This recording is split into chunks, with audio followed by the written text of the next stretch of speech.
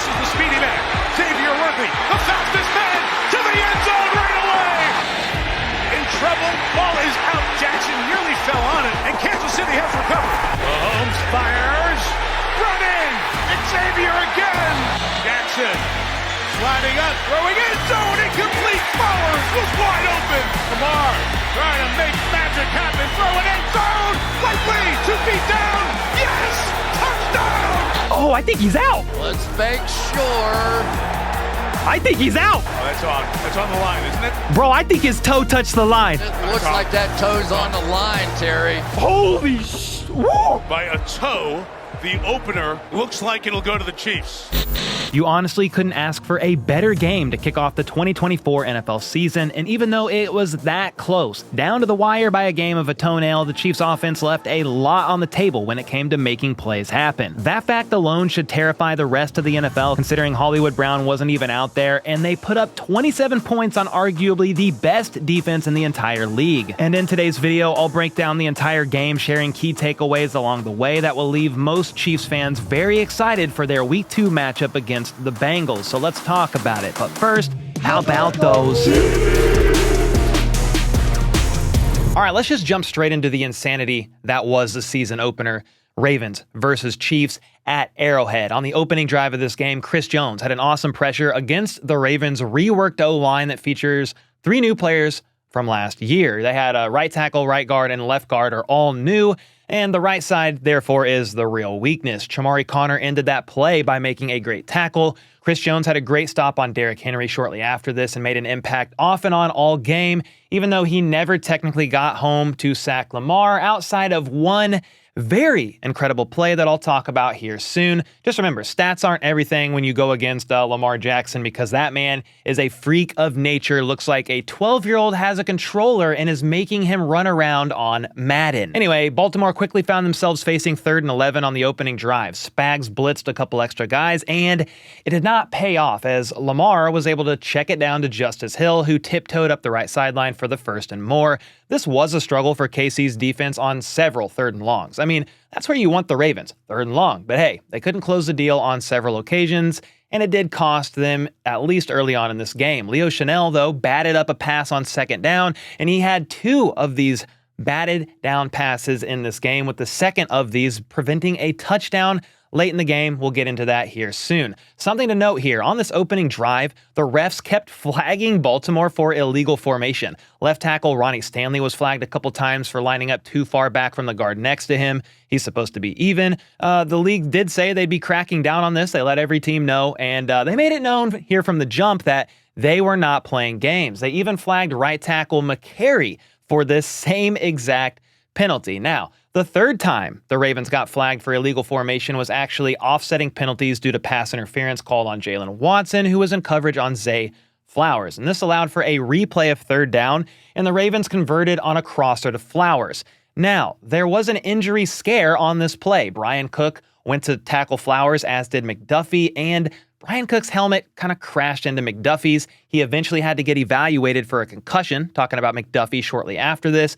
Thankfully, though, he did not end up having a concussion and was cleared to play, finishing out the game. And I am glad, because that would have put even more strain on the Chiefs' secondary. Anyway, Baltimore ended up marching all the way down the field on this drive, with Lamar keeping the ball himself near the end of it. This drive went 70 yards in 11 plays and ended with a Derrick Henry touchdown. And while I was a bit discouraged on the opening drive, KC's defense did end up adjusting and didn't allow another touchdown until the end of the 3rd quarter. Their last one barely by a toenail on the evening. Next up, the Chiefs only had 2 kick returns on the night.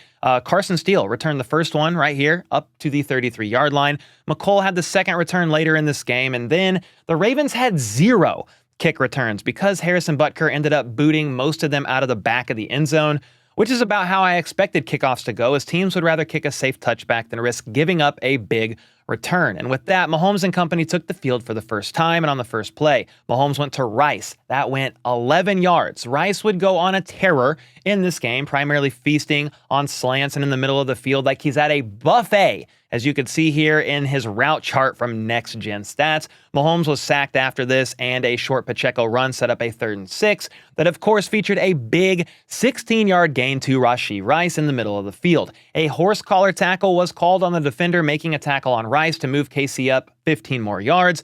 Then the rookie wideout Xavier Worthy housed a 21-yard end around for the first KC score of the evening. Absolutely electric. Mahomes faked the handoff to Pacheco, flipped it to Worthy, who appeared to move in fast forward compared to the rest of the guys out there on the field. Crazy enough, they ran this play the opposite direction in preseason, and Worthy fumbled. He did jump back on it, so no big harm or anything like that. But Worthy told offensive coordinator Matt Nagy he believes if they ran that play again, they would score. And that is exactly what happened. Thankfully, on Baltimore's next drive, they had to punt after just 4 plays, but tight end Isaiah Likely caught a nice pass for 15 yards, a foreshadow of things to come for Likely in this game. The drive ended thanks to Justin Reed bulldozing Justice Hill for a gain of only 2 yards. What a freaking tackle. KC opened up their next drive with an awesome 23-yard dump-off pass to Pacheco, who made a man miss and flew down the left sideline. Rice then had yet another big 19-yard reception on this absolutely disgusting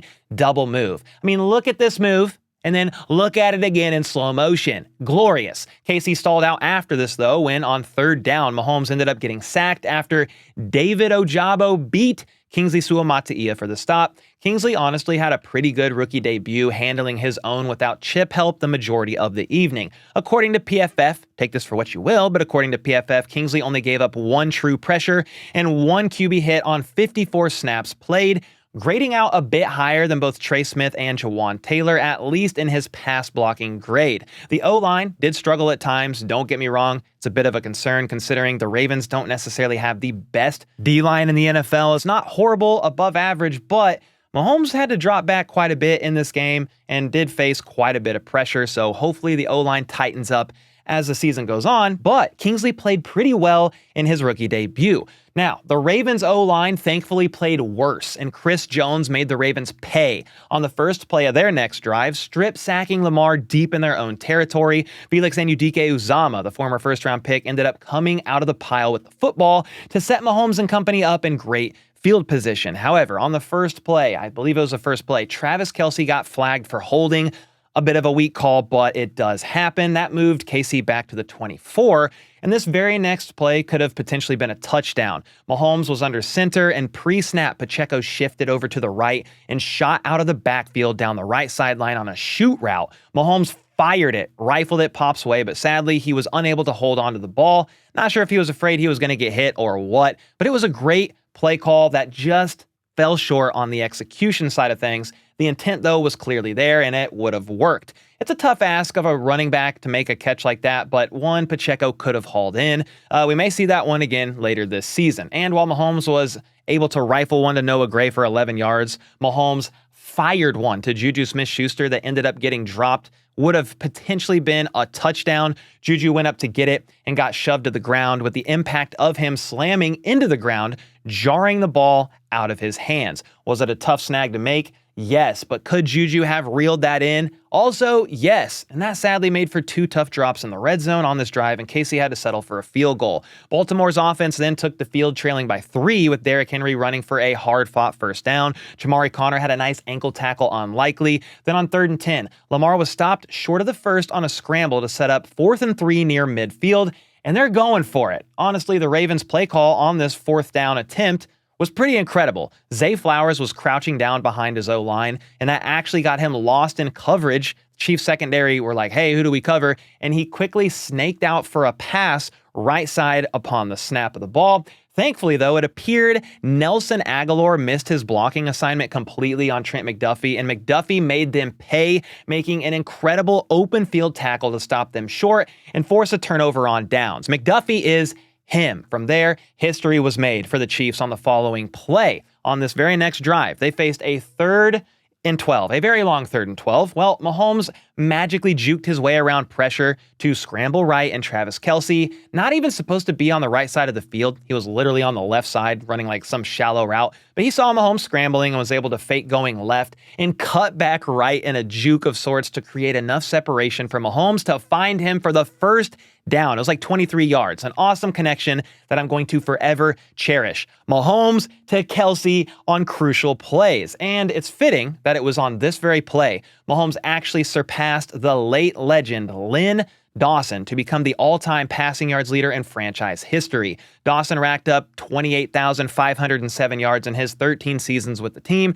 and Mahomes passed him up at the start of his 7th season as a starter. This is no knock to Lenny the Cool either, as today's football is completely different. Very, very pass favored in today's league compared to the 60s and 70s, but hey, I had to at least recognize that awesome accomplishment there by Mahomes. After that, Xavier Worthy caught a shallow crosser for 12 yards, Pacheco had a solid 5-yard run up the gut, and then sadly, Kelce had an uncharacteristically rare drop that would have resulted in a first down in the red zone. It almost looked like Kelce turned to Mahomes a bit late and was unable to react quick enough, but hey, we've seen Kelce make plenty of catches like this before. That made for the 3rd drop in the red zone for KC, and after Xavier Worthy turned into a defensive back to break up a potential INT in the end zone on 3rd down, Butker kicked his 2nd field goal of the evening to bring the score up 13-7. The Chiefs being 0-2 in the red zone early on in this game was tough indeed, and the offensive woes would continue after this. So I've got to talk about a costly INT from Mahomes and much more as I get into the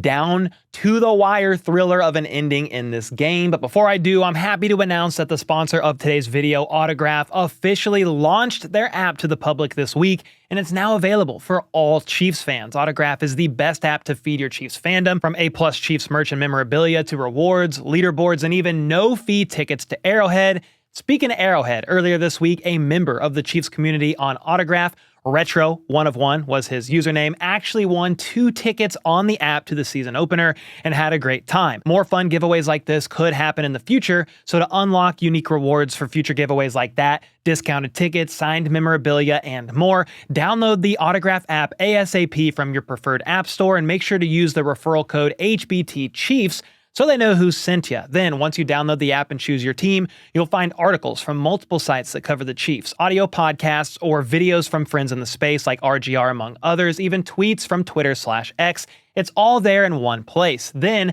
every piece of content you consume will help you get ranked and level up to see how you stack up across other fans of your team on Autograph leaderboards. Leveling up, by the way, is how you get coins and how you can unlock unique rewards I just mentioned a moment ago. So again, download the app by searching your preferred app store or clicking the link in the description down below. And don't forget to use my referral code HBTChiefs. All right, after Butker's 2nd field goal, it was Justin Tucker's turn to try one of his own. Baltimore ended up getting just close enough for Tucker to attempt a 53-yarder after going 7 plays for 35 yards, thanks in part to Lamar using his legs to get them up the field. A delay of game penalty ensued to back them up, and yet another illegal formation penalty on Ronnie Stanley backed them up even more. Lamar couldn't convert on 3rd and 8 due to Turk Wharton and George Karlaftis getting some great pressure on him. Then it was field goal time. Justin Tucker's 53-yard attempt sliced left, and he missed, a rare thing for him, but I'm not complaining. Then this gave KC the ball back with 1:45 to go in the half.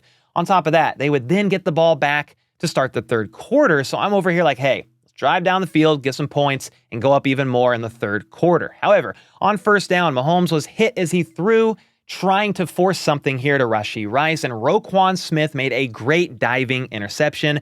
After the game in his post-game presser, Mahomes said he should have thrown to Kelce near the right sideline, but he got a bit greedy, thinking he would have the strength to fire it to Rice, but alas, he did not. And that gave the ball back to Baltimore with a chance to make this 6-point game even closer before halftime. Lamar, of course, would scramble up the field a couple of times, evading pressure and taking advantage of there not being a spy at times. A couple passes after that got Baltimore to the 10. They then converted a 3rd and 1 via a short pitch to move the chains, but they had to take their final timeout here with 12 seconds to go in the half. So you can't run a play and get stopped in the middle of the field here. You have no timeouts. The very next play would have been a touchdown, by the way, but thankfully Leo Chanel, who was spying Lamar Jackson off and on all game, made a leaping pass breakup to prevent the score. Another great play by the third-year linebacker. I also want to note that after this play, defensive coordinator Steve Spagnuolo could be seen sprinting down the sideline to call a timeout. And that's not allowed to be done by an assistant coach. It has to be done by the head coach. Well, of course, everyone took to social media to whine and cry about the Chiefs getting away with this, but it turns out Andy Reid did try to call a timeout. Nobody noticed, so Spags frantically ran down the sideline to draw their attention. So no, the Chiefs didn't get away with one there, you loser simpletons. Anyway, Turk Wharton then single-handedly prevented anything from happening with the much-needed pressure on this next play, and Baltimore opted to settle for 3 before halftime hit. To start the second half, the Chiefs needed a touchdown here to go up 10, and things got off to a bit of a rocky start on the first play after a 5-yard run by Pacheco. He was then seen in pain, slow to get up, walked off the field, and was on the ground. Not a great sight. Freaked me out a little bit considering how thin the running back room was after Pacheco. However, he reportedly had to throw up, then got up like, "Yo, coach, I'm good to go." He was seen back out there shortly after, but not before Mahomes pump faked and connected with Rice again in the middle of the field for 33 yards.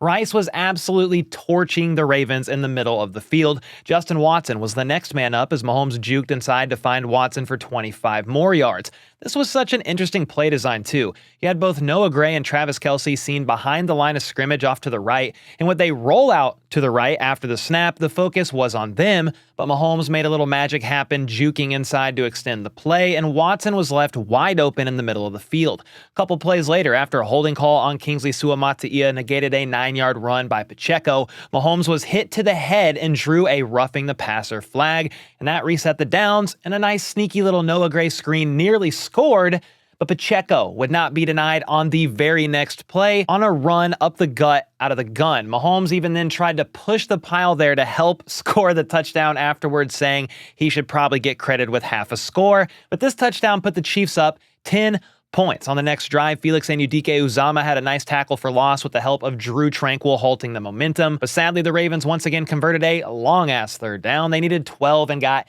16. Justice Hill was a solid check down option for Lamar off and on all game long on these third downs. Very annoying as a Chiefs fan. Shortly after this, though, Derrick Henry got absolutely stuffed like a Thanksgiving turkey. Chamari Connor nearly had an INT deep downfield, and this 3rd and 12 would thankfully not be converted thanks to an incredible pass breakup by Jalen Watson. Flowers cried and wanted a flag, but it's not happening, you little baby. That was clean. The cornerback 2 spot has been a big question mark all offseason long, and Jalen Watson, at least to start the season, is clearly the guy. He outsnapped Joshua Williams by 45 snaps, led the team in tackles, and allowed just 35 yards on 6 targets with this 1 PBU.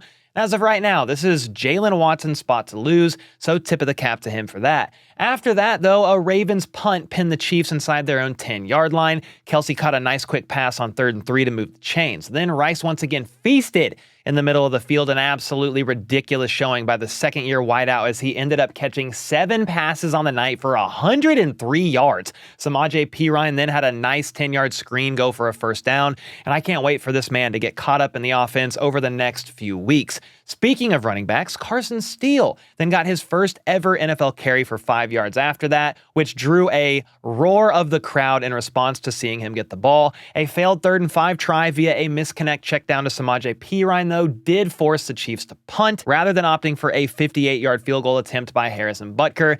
That misconnect was a bummer because if the throw was a bit better timed or Perine reacted quickly enough to it, that is a definite first down. Either way, that gave the Ravens an opportunity to make this a one-score game, and that is exactly what they did. Rashad Bateman caught a first down in the middle of the field to move the chains. Lamar then made them pay with a 16-yard run for the first on 3rd and 3. Lamar then scrambled for like 1 billion yards up the right sideline, but center Tyler Lindenbaum got caught with a clear hold on Mike Pennell. However, it mattered not because 2 plays later, Lamar was flushed from the pocket to the right, and he floated one to tight end Isaiah Likely, who not only cut back to make the catch, but juked Nick Bolton out of his poor soul, then stutter stepped to dodge Brian Cook's tackle before waltzing into the end zone for a 49-yard score. And guys, I'm not going to sugarcoat this one.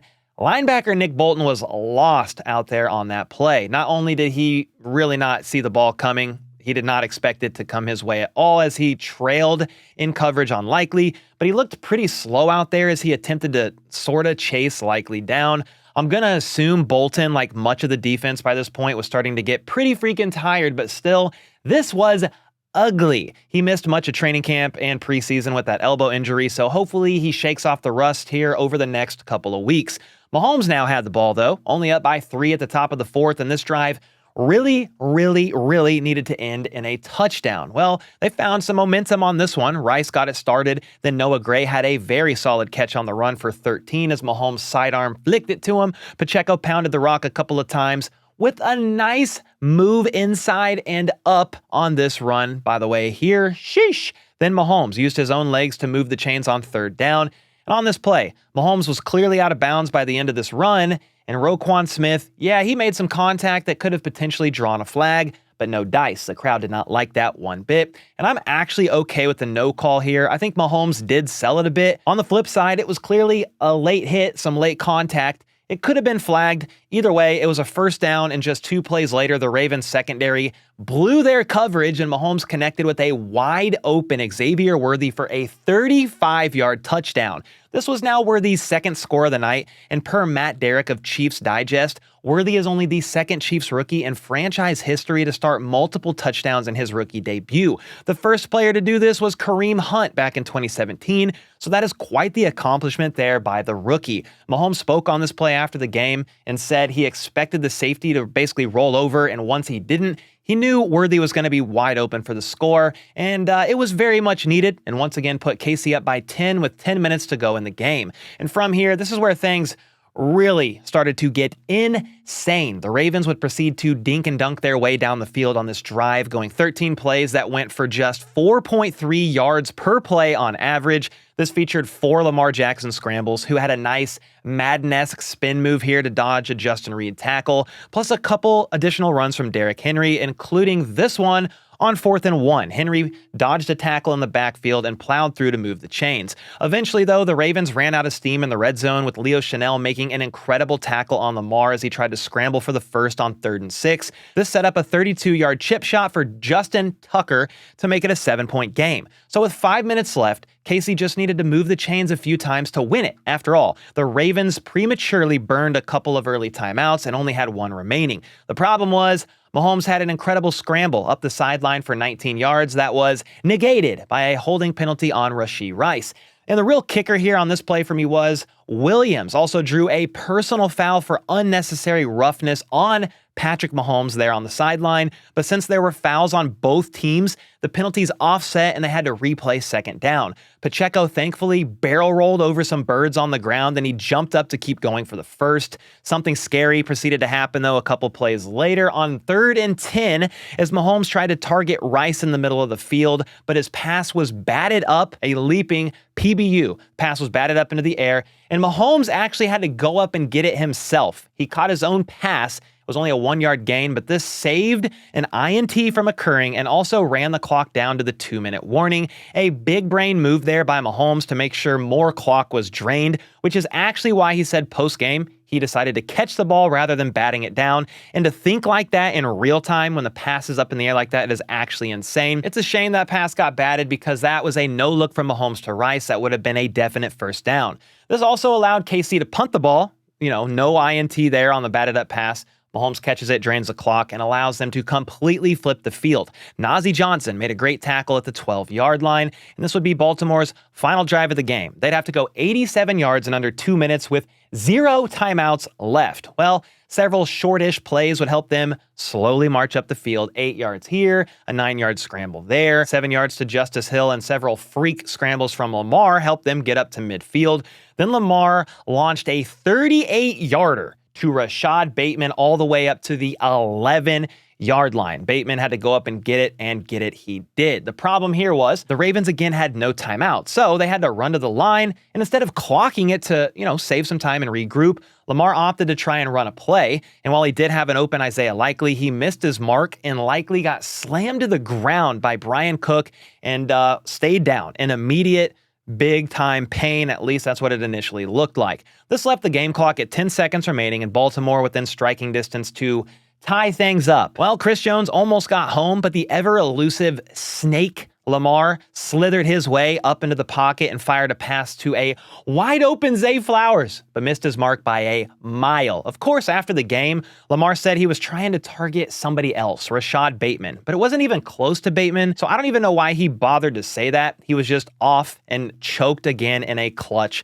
moment. That would have been the potential kill shot for Baltimore as well, because as you can see here in this screenshot, they weren't content on tying up this game. They were going to try and go for 2 to win it. Now, this brought us to the final play of the game. What an insane game, by the way. Unreal. What an unreal way to start the season. It was 3rd and goal at the 10-yard line with 5 seconds remaining. The final play, do or die, can Lamar clutch it up? Well, Lamar did all he could, scrambling around in a circle to avoid pressure, then launched a ball to the back of the end zone, and tight end Isaiah Likely once again made an incredible play for yet another touchdown, or did he? Initially, yes, it was ruled a touchdown, but the replay revealed that Likely's toes touched the out-of-bounds line in the back of the end zone, making the pass incomplete, and with time expired, that meant the game was over. I mean, they say it's a game of inches. This was a game by a toenail. If this man had a shoe size half a size smaller, that would have been a touchdown. The Ravens then would have tried to go for 2 to either lose if they failed or win if they converted. What an insane, down-to-the-wire game between the Ravens and the Kansas City Chiefs. And with that, the Chiefs would win again, making Patrick Mahomes 5-1 against the Ravens in the Lamar Jackson era. Both Isaiah Likely and Lamar Jackson said after the game they thought this catch should have been a touchdown, but those guys are high on copium and need to take the L like grown adults. Lamar did all he could to try and will his team to victory, running 16 times for 122 yards and also throwing for 273 yards through the air. But this man, at times, looks like he has no idea how to throw the football. I don't even understand it. He's so fun to watch, league MVP. I get it, and I can see why when he's running like he does, but dude, he misses some easy throws sometimes, and I don't understand it. Isaiah Likely also had a great game, 9 catches for 111 yards, but guess what? It didn't freaking matter. KC's defense held the workhorse Derrick Henry to just 13 carries for 46 yards and stopped Baltimore 3 key times in the red zone, so they ended the night just 1-4 inside the 20. And with everyone crying online about the Chiefs getting the calls and the refs helping them win this game, the Chiefs only had 1 less flag than the Ravens, 6 for 45 yards compared to the Ravens' 7 for 64. Not that bad. Jalen Watson led the team in tackles and overall looked solid. Chris Jones made his presence felt and also had that strip sack early on. Leo Chanel did a great job spying Lamar and had those 2 nice PBUs, one of them preventing a touchdown. McDuffie stopped a 4th down conversion and allowed not much more than that 1 chunk play to Zay Flowers, even though apparently he thought he would have safety help from Justin Reed on that play. FAU recovered a fumble and had a nice tackle for loss, and all in all, the defense, yeah, needs a bit of work, but the Ravens are a unicorn team in how you have to defend them and are a very good team at the end of the day, and they still held them to 20 points. Meanwhile, Kansas City's offense put up 27 points against one of the best defenses in the entire league, a feat they accomplished only 6 times out of all 21 games last season, scoring 27 or more points. Mahomes had a tough INT, yes, but outside of that, played a freaking great game. Rice led the team in receiving yards. Worthy had 2 touchdowns. Pacheco was solid on the ground, even though they were hard-fought yards, and also had a couple nice ones through the air. Noah Gray was the leading tight end in yards with Kelsey close behind, and honestly, the offense left a lot of meat on the bone in this game. They were a couple of dropped passes away from having 35 points rather than 27, and the best part is they escaped this game basically injury-free. Andy Reid reported after the game that everyone came out in pretty good shape. Every player that got dinged up a bit finished out the game. That's Trent McDuffie, Malik Herring, Mike Dana, and Leo Chanel, even Pacheco, they all returned and were able to play. The Chiefs also now have a mini-bye, 10 days to rest up before facing the Bengals, who got to travel to Arrowhead for their Week 2 matchup. The Chiefs will only get better from here as well, and Hollywood Brown may very well return for this Week 2 game. And if you combine that with both Juju Smith-Schuster and Samaje Perine having more time in the system under their belt to prepare, I like the Chiefs' odds to be 2-0 here very, very soon. And with all that being said, let me know your thoughts on this game in the comments. How are you feeling after this Week 1 game, knowing that KC, like every other team, will need a couple weeks to truly figure out their identity on both sides of the ball? And then make sure to let me know your standout players, who they were, and until next time, let's go. Let's freaking go. How about those?